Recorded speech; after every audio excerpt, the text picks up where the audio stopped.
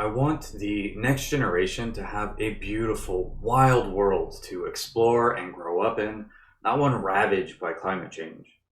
I want them to have access to great healthcare and education. So instead of worrying about paying their bills, they can focus on building things I can't even imagine today. These are big problems, and to accomplish this, we're going to need all of humanity working together. Currently, the best way we have to organize that work is government. But our politics are polarizing and dividing us. That polarization is a natural result of the voting algorithm we use to elect our leaders. When your primary argument is that the other side would destroy the country, it's difficult to work with them, even on issues where you agree. Fortunately, there's a better way. Enter star voting. If we got everyone together in a room and said whichever candidate gets the loudest applause is the winner, you would call me daft. And star voting makes our current system look just as ridiculous in comparison. So how does it work? In star voting, just like today, everyone gets a ballot with all the candidates on it. But instead of only voting for one candidate, you can give each candidate a score from 1 to 5. Then we add up all the scores and find our top 2 candidates.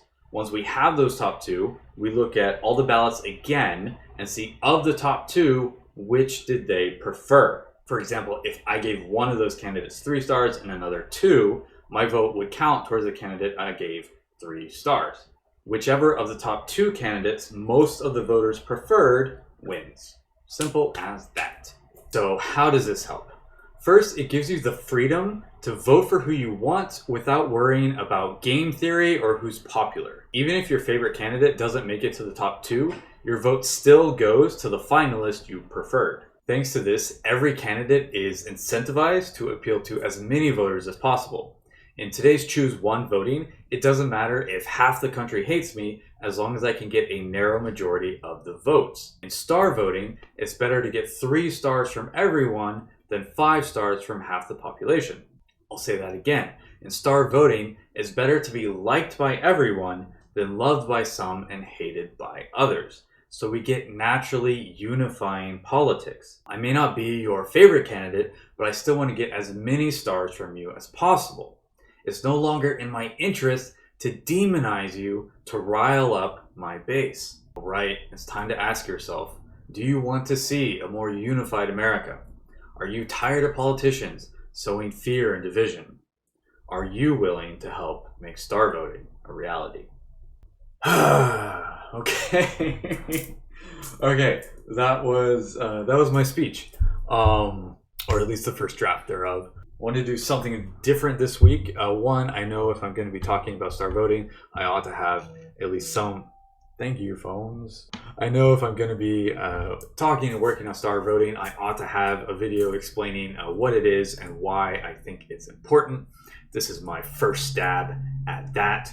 Also, I didn't have enough code this week to fill up more than maybe a minute of a video. So I want to experiment with other types of contents that I could be making.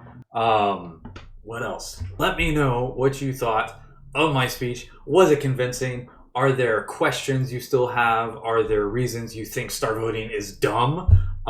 Let me know so I can start researching and addressing them. It could be that there are better issues for me to be focusing on. In my opinion, right now, star voting has the biggest leverage. If you want to make progress on climate change, on healthcare, blah, blah, blah, our current governments, for my entire life, we've made little to no progress on anything. Even the stupid train in California, which I've been voting for since I was 18 years old, we still don't have it. My first vote was for that stupid train. And now, like a million years later, still working on it. So we need to do something to shake things up in that space. Star voting, I believe, can get the job done. 1, it's a very simple change. 2, it's something I think everyone can get behind on both sides of the aisle. It's just about bringing people more freedom, more choice, collecting more data from our elections, right? Instead of just who is everyone's favorite, we get to see the full spectrum of where Americans really stand when they're not effectively blackmailed by the duopoly of the Republicans and Democrats. And this is going to have ramifications on every other issue you might be interested in. In 2021, the federal government spent $6 trillion, not 6 billion, $6 trillion. And so through government, if we could influence just 1% of that towards climate change, towards healthcare, whatever, that is way more of an impact than I realistically could hope to achieve by working directly on those issues. So that's where I'm at now. Again, would love feedback. What you think maybe are the most important issues to be working on today, or how to go about doing that. I believe that there are so many people with so much talent ready to put into these projects, into building a better world. We maybe just don't know where to begin or how to organize ourselves.